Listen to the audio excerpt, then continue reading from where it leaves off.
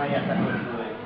आता आपला एक गैरसमज असा झाला आहे, पोरगा अभ्यास करते, घरात गेलं की सत्य शाळेत गेलं की लिहितही सारखं.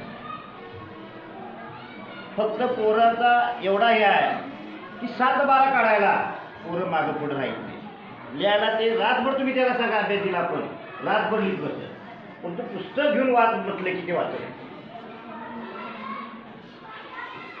तर त्याला लिहिण्यापेक्षा बघा सरांनी सांगितलं, त्याला सांगितलेले शब्द ऐकून लिहिता आली पाहिजे. हे कधी येणार आहे? तिनं वाचायला शिकल्याशिवाय ते येणार.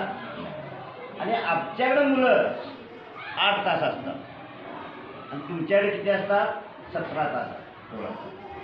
ह्या 8 तासामध्ये आम्हाला फक्त नुसतं वाचनच घेऊन चालत नाही. त्यामध्ये 3-4 विषय आहेत, त्या 4 विषयांचं आपल्याला तयारी करून द्यावं. आणि मग नंतर आपण फिरून तुमच्यावर जबाबदारी येते. आणि ही एका हातानं टाळी वाजवण्याची प्रक्रिया नाही आहे, तुला दोन्ही हाताची सुद्धा साथ पाहिजे. एक पालकाची पाहिजे आणि एक सरांची पाहिजे. आणि ह्या दोन्हीचा जर हे आला तर ती टाळी मोठ्यानं वाजत राहणार आहे. त्यासाठी पालकांनी जागृत माझं मूल काय करतंय हे लक्ष ठेवणं अगोदर महत्वाचं आहे. नुसतं शाळा मिळवतोय पैसा रात्रंदिवस, त्या मुलांच्या पुढे पाहायला आपणाला वेळच नव्हतो. आज जर बघितलं अतिशय समाधानी आहे. आपल्या मुलांचं कुठेपर्यंत आलंय, काय आलंय, तिथे शाळेपर्यंत आलं पाहिजे आणि विचारून ते घ्यावंच लागेल, त्याच्याशिवाय आपल्याला कळणार नाही.